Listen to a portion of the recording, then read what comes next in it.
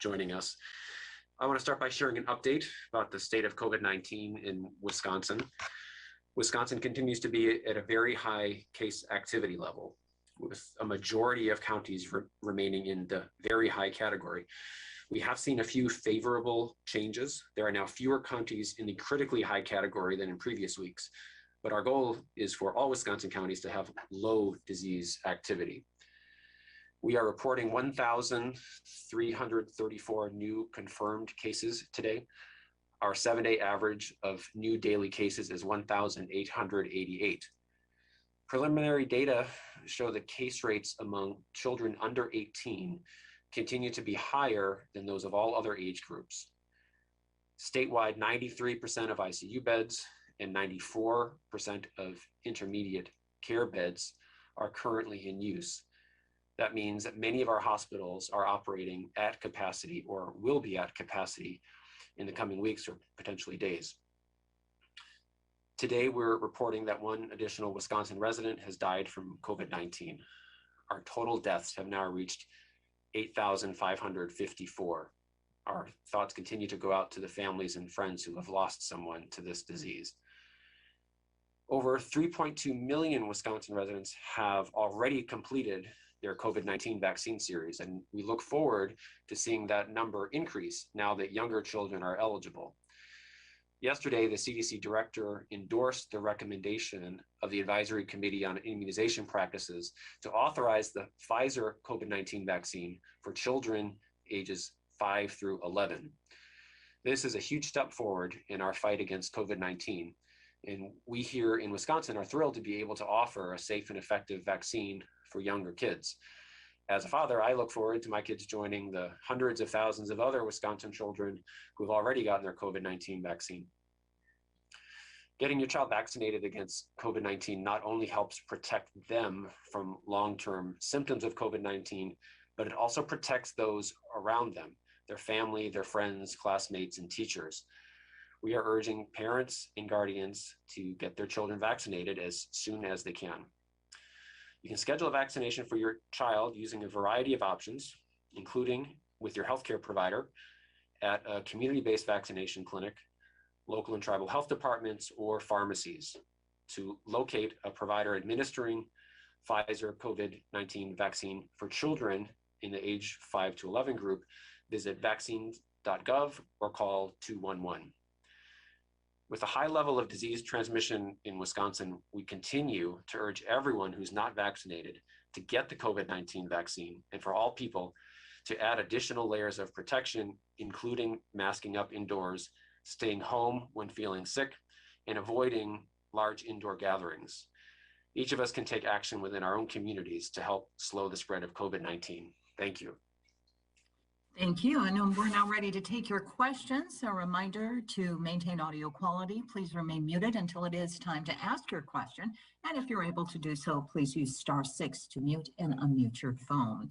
And we'll begin the questions today with Rob Sussman from WTIQ Radio in Green Bay. Rob? Hi, yeah, thanks for taking my question. Given the latest guidance from the CDC, do you see Wisconsin DHS reevaluating anything in regards to masks in schools? Thank you. Well, the CDC had recommended at the beginning of the school year that to minimize the spread of vaccines or the spread of COVID-19 in schools, and to achieve our shared goal of keeping children in school as much as possible, that masks should be worn in all classroom settings by staff and students alike. So it is also a shared goal that we can get to the point where transmission of COVID-19 is low enough in all communities where wearing masks indoors is no longer necessary. It's going to take some time for us to get there, however. As I mentioned, right now, community transmission is high. I think before considering scaling back any of the layers of protection we have, we want to see low transmission in our communities. And that's a goal we all share, but it's going to take some time to get there. Getting vaccinated among getting vaccines into younger children is an important step toward that goal. And I think if we can get high levels of vaccine uptake in school children, we'll get there faster. So it is definitely helps us toward that goal, but I don't think vaccination in and of itself is going to change the recommendation in the short term to use all the strategies we have to prevent disease. And right now, mask use indoors and in school settings is an important part of those layers of protection. Thank you. Now to Rhonda Fox from WKOW-TV in Madison. Rhonda?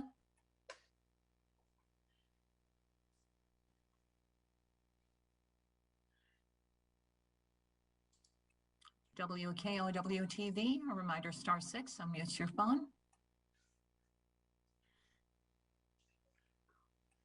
Okay, we'll try to get back to Rhonda. Moving on then to Brittany Schmidt from WBAY in Green Bay. Brittany? Hi, my question is, how many doses are we expecting to get of the Pfizer vaccine for kids?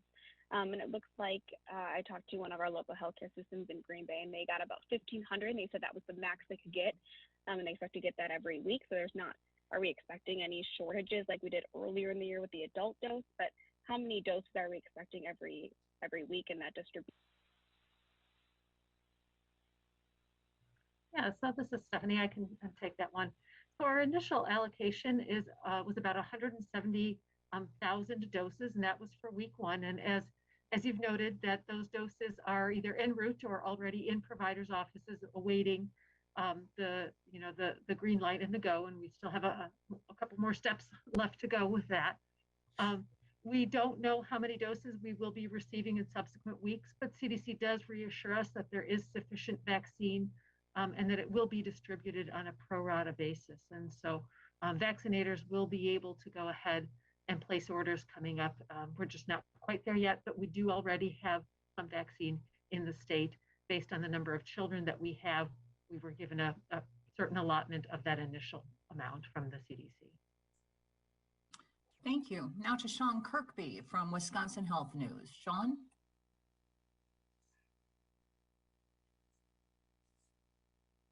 Hi, thanks for holding this. I was wondering, you had mentioned the health systems being at capacity. Do you have any kind of concerns about, a burned out workforce and how that might affect the rollout of these shots to the new age group? Thank you. Well, I think as Stephanie mentioned, and as the CDC has forecasted, part of the strategy for vaccinating larger numbers of younger children is to really have a diversity of vaccinators. And at the federal level, the planning has been going on for weeks to make sure that yes, our health systems and our pediatrician's office and our hospitals are prepared to give vaccines, but we've also using the other resources we have in strengthening the ability of health departments and community vaccination sites and pharmacies to provide vaccines as well. So yes, it's true, and I think that's an important message for our state, is that our hospitals are full. Our hospital providers and healthcare providers are worn out, but doing incredibly good work, taking care of people. But we want to support the healthcare system by preventing as much disease as we can, which involves getting vaccinated for COVID-19, getting vaccinated for influenza, and that we can all work together to provide relief for our healthcare systems and our friends and neighbors who work in healthcare by trying to do all the things we can to prevent severe disease that require hospitalizations. But I think we have a deep bench in terms of entities that are able to give vaccines, and that's a benefit. But I appreciate your question in calling out that there's a lot of frontline healthcare providers who are continuing to work hard in busy hospitals and still seeing people with COVID-19 and with other conditions. And it really are continuing to call for us to continue to do the hard work at trying to prevent cases and drive our case numbers lower and lower. Thank you. Now to Tony Langfellow from WSAW-TV in Wausau. Tony? Yeah, we're just wondering what role will schools play in getting kids vaccinated? Obviously, polio and measles vaccinations were required years ago. How will this, how will the COVID-19 vaccine help in overcoming this? Thank you.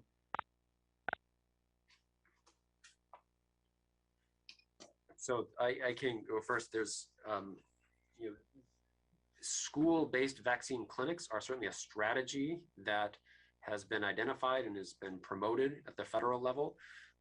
Not aware how many schools are participating actively in getting school children vaccinated. There are many who are doing testing, but I would say the role that schools can play in vaccination are to be partners with local public health and healthcare and promote vaccination and encourage people and have the discussions that people need who are deciding whether or not to get vaccinated and make good science-based information available to people who have questions about the vaccine. There's very good track record with all of our COVID vaccines for safety. Despite that, a lot of people have hesitancy and have concerns. And so the way to address that is for us to work together to communicate good science, answer the questions that people have, and tell the truth about what we've learned about COVID-19 vaccines and all vaccines. And that is that they're safe and effective. And our recommendation in public health and in medicine, and I hope in all of our school settings, is to encourage everyone who's eligible to get a COVID-19 vaccine to prevent cases. Thank you. Now to Alex Moe from westbusiness.com. Alex? Hi, thanks for taking my call. So apologies if I missed this earlier in the call, but I'm wondering, when is the CDC clinical guidance on pediatric vaccination expected to be released? And what's the time frame for when children will actually start getting vaccinated here in Wisconsin? I see that CVS is already taking appointments for shots starting on Sunday, November 7th. Thank you. Yeah, so great question. So, CDC has indicated that it is coming soon. We do hope that is very quickly. And as soon as we have that guidance, that really is the green light. The providers need to go ahead and review that written information, make sure that all of their vaccinators are trained, that they go ahead and attest that they've done the training, and then they can go ahead and provide that vaccine. But it's really that last key step. We've had, when we look at the progress of these recommendations as they've come through the VRBPAC, which is the FDA committee, which has reviewed the data, made the recommendation, the FDA has accepted that. That has then gone to the ACIP for their review of the data and recommendation to the CDC.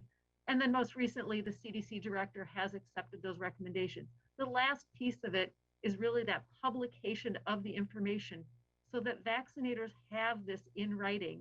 This is, a different vaccine, and we need to make sure that vaccinators have all of the information. They know how to draw it up. They know the amount to administer, because it's different. It's not radically different, but it is different, and they need to make sure that they're doing it correctly and safely for pediatrics. And so we do hope that that comes soon. We will be working closely to make sure that local and tribal health departments have what they need to go ahead and vaccinate and communicate when we see that information from CDC. So it is our hope that that is imminent, but we don't have the powers over when that CDC will publish it, but we do hope it will be this week. Thank you. Now to Will Cushman from PBS Wisconsin. Will? Hi there, thank you. A September survey by the Kaiser Family Foundation, a national survey, found that I think only about a third of parents of children in this age group, ages 5 to 11, said that they would get their children vaccinated, quote unquote, right away upon their eligibility. I guess, what is your reaction to that statistic? And what is your kind of main message to the many parents who may feel unmotivated for whatever reason to get their children vaccinated for COVID-19 right away upon their eligibility. Thank you. Yeah, thanks, Will. There's a couple of main points that I think are important that we strive to communicate clearly. That the first is that it's okay to have questions and to be hesitant, and not all parents are going to get their kids vaccinated right away, but our hope is that they all get vaccinated eventually and hopefully soon. So to people who are on still thinking about it or say they want to wait and see, I think it's important to communicate what we know clearly and consistently. And the meeting, the ACIP advisory meeting at CDC really laid out some important observations about what we've learned about COVID-19.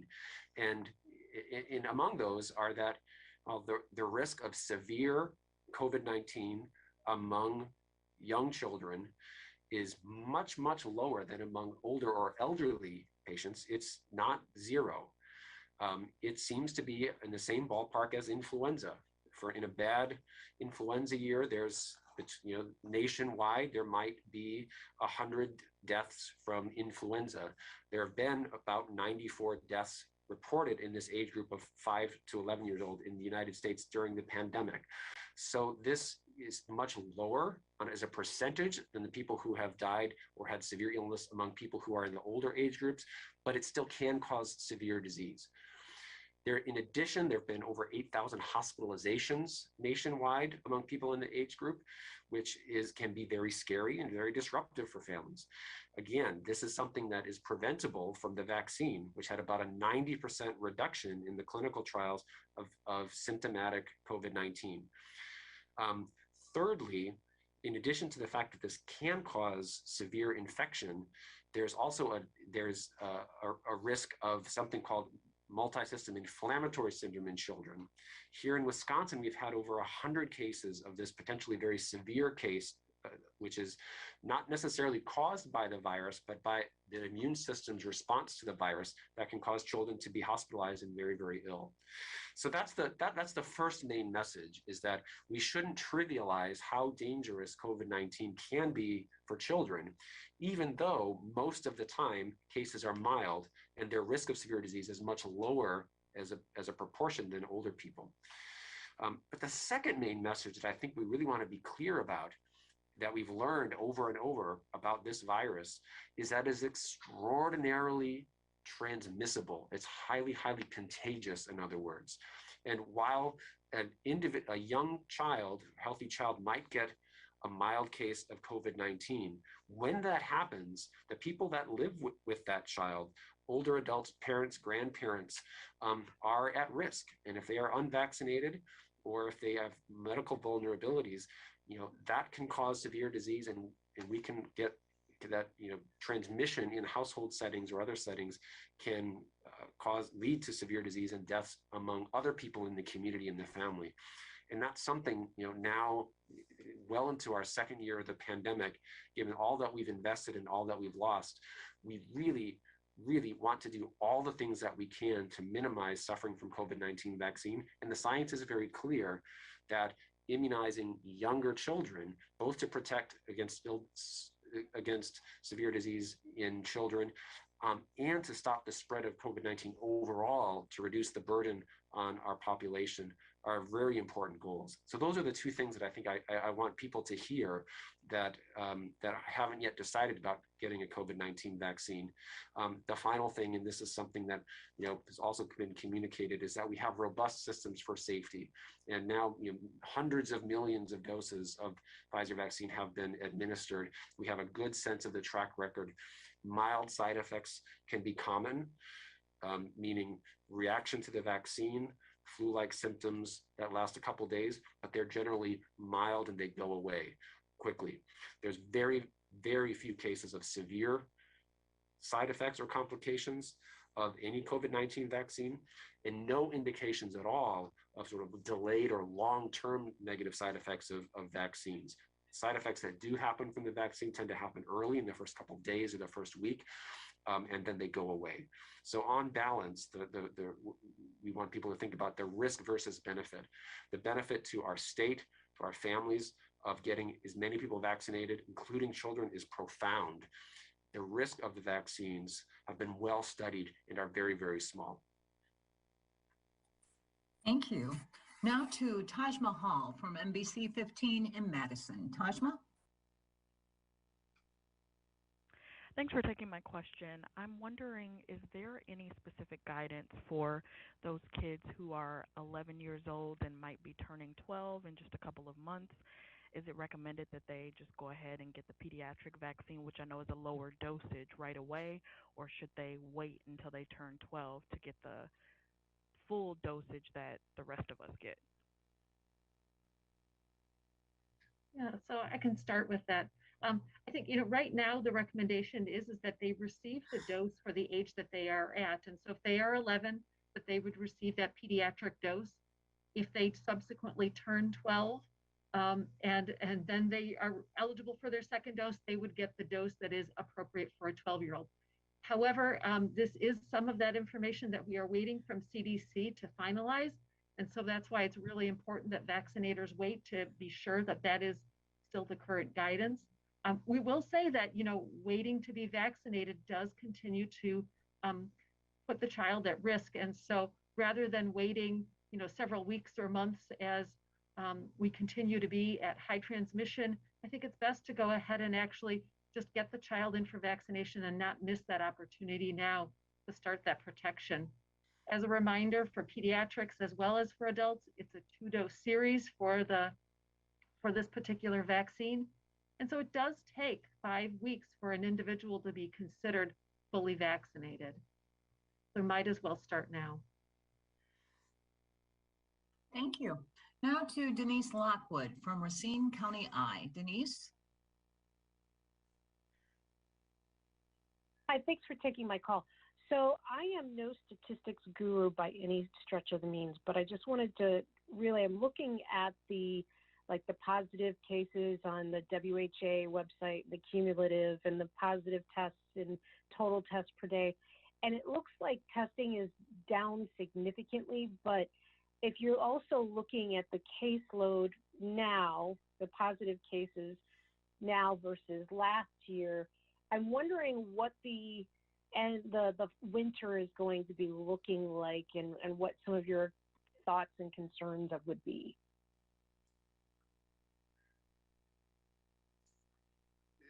So what we're concerned about going into the winter, I guess, is your question. So overall, the trajectory of cases was different in the fall of 2020 as it was in 2021, and this was because the virus sort of shifted under our feet with the emergence of the Delta variant.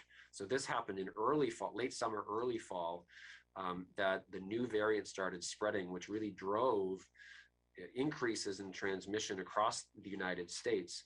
And throughout most of the country, actually, you look at the country as a whole, that wave really has turned the corner, meaning compared to 2 months ago and a month ago, nationally, that surge that was driven by the arrival of the Delta variant really peaked several weeks ago and has now gone down. In Wisconsin, our curve looks a little bit more like a plateau. That increase from the Delta variant started later, and it hasn't so much turned the corner as has leveled off. So what we're concerned about now is that we are currently entering the season where other respiratory viruses tend to circulate. The influenza epidemic is always unpredictable, especially now because the last flu season was very, very atypical in that there was a very small amount of influenza. But most respiratory viruses get worse when the weather gets cold and people come indoors. And there's a possibility that this is going to occur both with COVID and with influenza. So I think we really need to be prepared. Worst case scenario is that similar to last November, December, January, where we saw more transmission, we may see, if not as much of a surge, an uptick as winter progresses. And if we see influenza cases on top of that, it could really cause a strain on our hospitals. And as we mentioned, hospitals are already quite full. So this is preventing hospitals, preserving hospital capacity, saving lives, and that means allowing our hospital resources to be saved as many lives both from severe COVID and everything else that threatens the lives of Wisconsin residents has always been a tremendous priority and continues to be. How that relates to vaccination right now is that we have additional tools at our disposal to try to turn the tide of the epidemic, to minimize transmission, to keep the number of cases as low as they can be. But that really requires on vaccine uptake. So the whole respiratory virus season is a really a complex issue.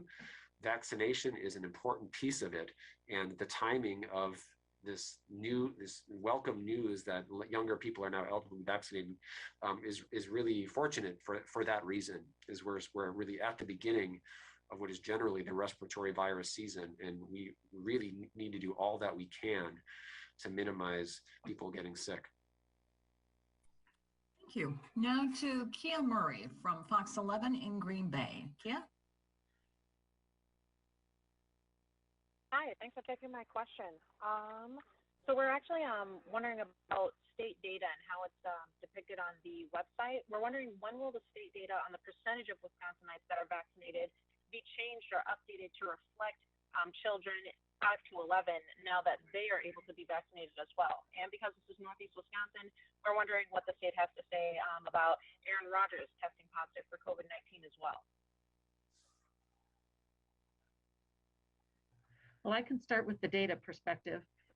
It is something that we will go ahead and have on our website, just as we've done with other age groups. And so you can look forward the Wisconsin Immunization Registry, which is the key tool that we use to go ahead and track immunizations, that can go ahead and take that information in, and we're putting the pediatric schedule in as we speak. And so that information will be made available in the very near future.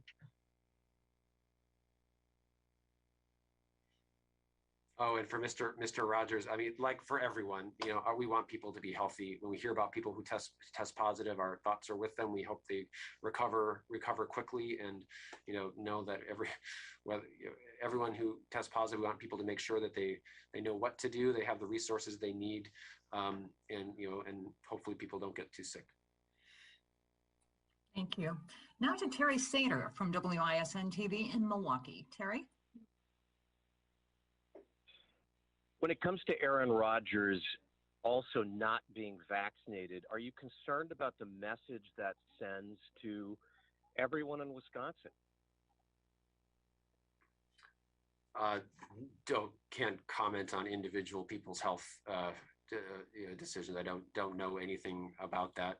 Our message that we want to send is that vaccines are safe and effective, and we recommend them for everybody, regardless of your job, your position, or increasingly your age. So no, it's a clear, consistent message for us. We know that not everyone has been vaccinated.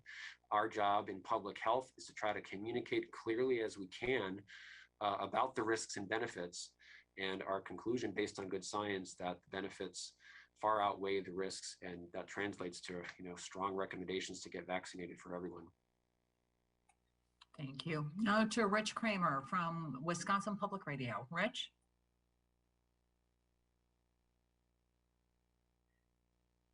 Thank you for taking my question. I was wondering, does DHS have an estimate for how many children in this age group would be able to get vaccinated or be eligible? Yeah, I think the number we said is just around 500,000 or 495,800 individuals we estimate are in the 5 to 11 age group. So that's the number of people that are now eligible, and need to be able to prepare in the coming weeks and months to provide that many vaccines. Thank you. Now to Ben Jordan from TMJ4 in Milwaukee. Ben?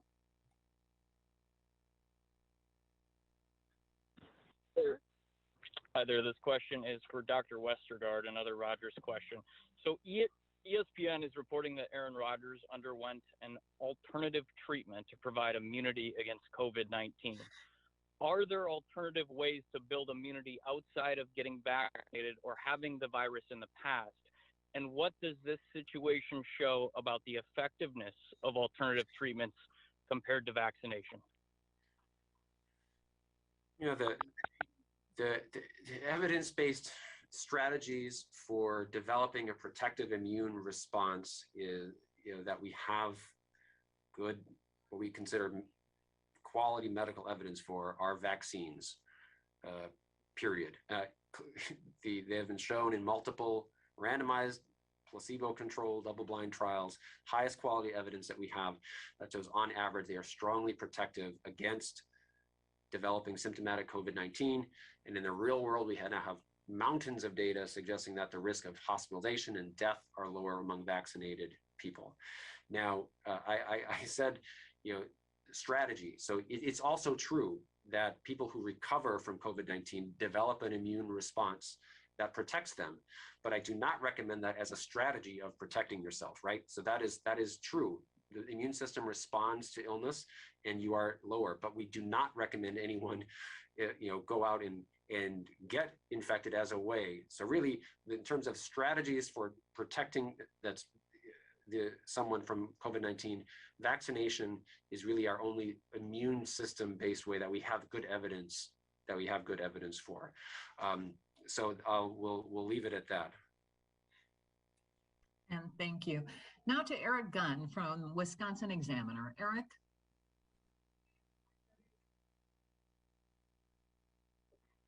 Hi, thank you. This is not a question about Aaron Rodgers. There's been reports that the vaccination rates in rural counties around the country have been declining the last couple of weeks, while in urban areas they've been increasing. I'm wondering if you've seen similar patterns going on in Wisconsin, and if so, does that concern you, or are there particular new initiatives to address it? Thank you.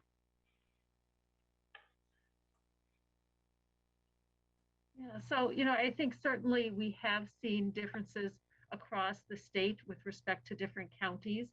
I think one thing to keep in mind is that many individuals became eligible for boosters. So the places where they had early adopters are now having individuals who are now eligible and may be eligible for boosters. And so that may boost areas that originally had high vaccination rates a little bit higher.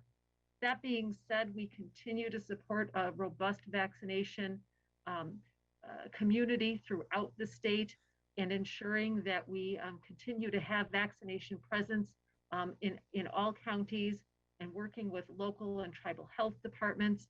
As Dr. Westergaard has mentioned, pharmacies are an important player in the vaccination efforts, as well as community vaccinators and healthcare partners. And really seeing, a lot of healthcare partners really reaching out and working in the community to vaccinate all individuals who are willing, not just their patients. And so really seeing a number of different efforts to reach individuals.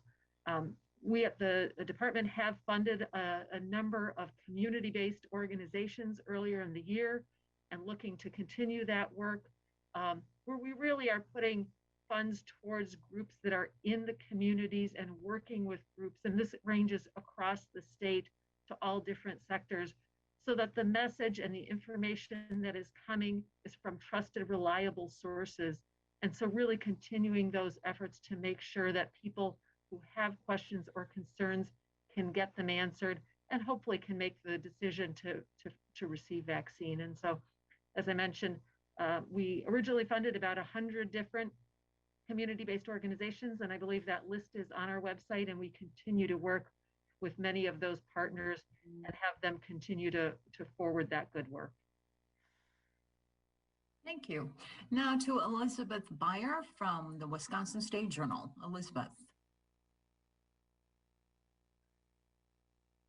Hi, thanks for taking my question. This is also not an Aaron Rodgers question, but are you working with parents who are hesitant to get their children vaccinated? And are there any campaigns to connect with those who are vaccine hesitant?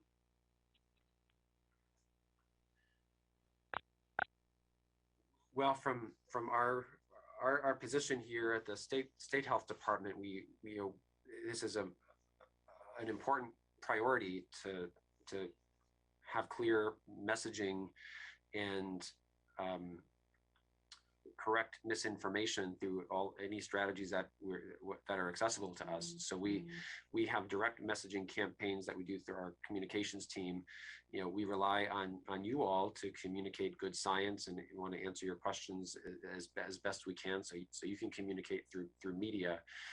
Also importantly, we want to support local partners in healthcare and public health, give them tools both in the clinic and at the bedside to say these are good strategies for talking with patients who express concerns or hesitancy.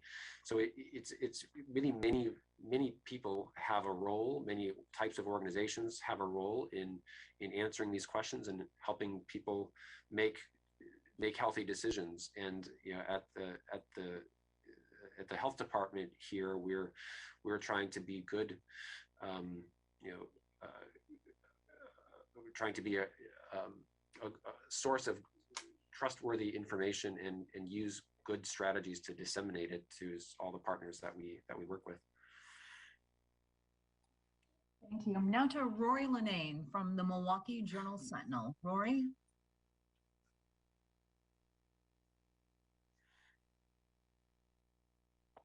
Hi, thanks. Can you talk a bit about what types of sites are receiving the most pediatric doses in the initial allocation? I heard from CVS that they only have the doses available in 6 cities. So are we seeing less go to pharmacies and more go to doctors' offices or health departments than we saw with the vaccine for adults? Like, is there kind of a different strategy there? Can you talk about that at all? Sure. So as I mentioned, we did receive an allocation of vaccine, and that really put out a survey for vaccinators to request the number of pediatric doses that they felt that they would be able to deliver. Now, that is for the network of registered providers with the state. And as you mentioned, that includes local tribal health, healthcare, et cetera. The federal pharmacy programs actually are receiving their vaccine through a separate channel. And so they have received vaccine through their feds directly. And it's really up to those entities to go ahead and decide where to go ahead and put vaccine. We do anticipate that they will continue to get vaccine, and we encourage the continued expansion of vaccine into areas that are underserved. That certainly is something that we consider is the equity focus when we are trying to get vaccine out. But it was really our initial hope that we would be able to get all vaccinators who were registered with the state who requested vaccine or the pediatric vaccine to get them some. And I believe we were able to do that. And so that's sort of the reason why you may see that not every branch of a pharmacy has some vaccine at this point, but eventually we will get to that place. Thank you. Now let's go back and see if Rhonda Fox from WKOW TV in Madison is available. Rhonda? Hi, can you hear me? Yes, we can. Go ahead. Hello? Okay, perfect. Thank you for taking my question. I'm glad that you mentioned pharmacies earlier. I was wondering, how is the state offering more ways for kids to get vaccinated in the Madison area, being that CVS is offering the pediatric vaccine in 6 clinics, only 1 in the Madison area? Thank you.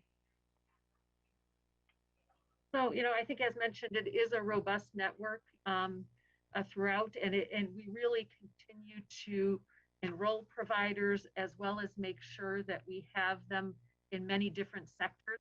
So not only pharmacies, but that healthcare providers, community vaccinators, many public health do have standing clinics that are going. I will note that across the state, we do have 4 sites that are located in Rock, Douglas, Racine, and there's one more I'm blanking on.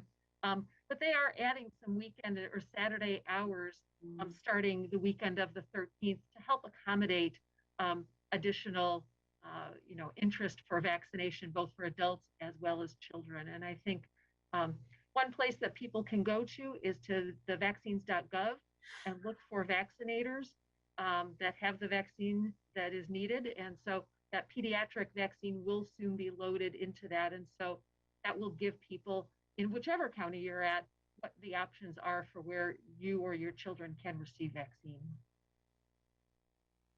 Thank you. And with that, that concludes today's briefing. Our thanks to Dr. Ryan Westergaard and Dr. Stephanie Schauer for participating, and to all of you for joining us. Please continue to monitor the DHS COVID-19 web pages for data and guidance. Be safe and have a great afternoon.